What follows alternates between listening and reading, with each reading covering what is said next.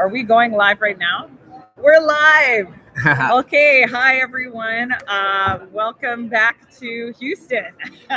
This is Shannon Joseph from Energy for a Secure Future. We're at the CERAWeek conference. I am joined by Camilo Morales from the Colombian Gas Association, someone I've met at a number of other events, but now he's part of our first live ever, so thank you. Thanks for inviting me, and I'm really happy to be here with you today.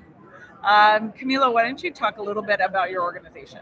Well, the Colombian Natural Gas Association gathered together 29 companies across the whole value chain of the natural gas industry in Colombia, from production companies, transportation, and distribution companies through networks. Actually, Colombia is such a good example of the usage of natural gas because as a country, we have a coverage of 70% of our population.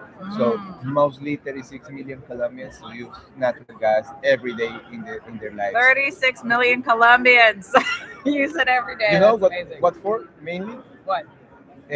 For making good coffee. Really? Oh, for cooking purposes. So we use amazing. natural gas for make coffee every morning. How many people? So yesterday I was in a conversation where someone talked about the number of Americans who use natural gas in their homes, and it was more than the number of people who voted in the last election. I could imagine. So it was probably the head of the American Gas Association, Karen Harvard.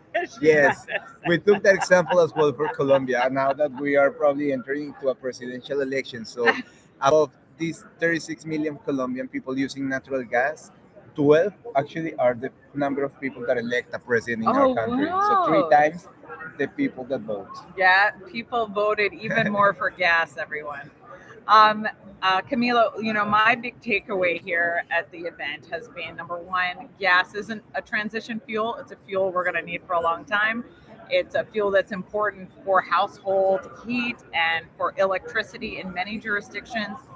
There's been a lot of discussion about AI, and there's been a lot of discussion about exporting. What's been your takeaway so far? Well, I'm pretty much on your line, but I have to say that there are two main takeaways in my opinion.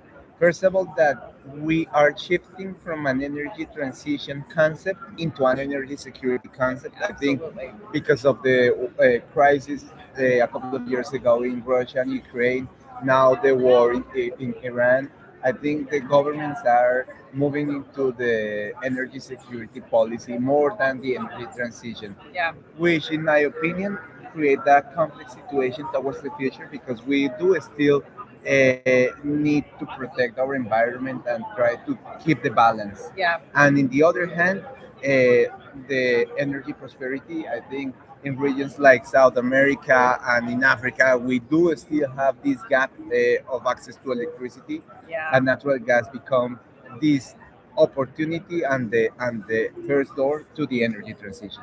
Yeah, absolutely. All right, so folks, big takeaways. We're moving from a transition paradigm to a security paradigm. I completely agree with that. We're also moving to a prosperity paradigm. So Latin America has access issues. We work a lot with Asia. Also, hundreds of millions of people who don't have access to electricity every day. And then finally, I don't know what. Well, AI. We are all on this. We are all on this train, and obviously we will require a significant amount of energy coming from natural gas, wind, solar.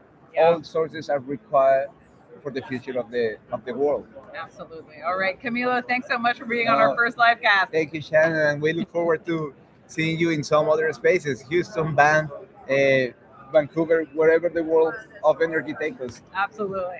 All right, thank you. Thank you, Shannon. Bye, everyone.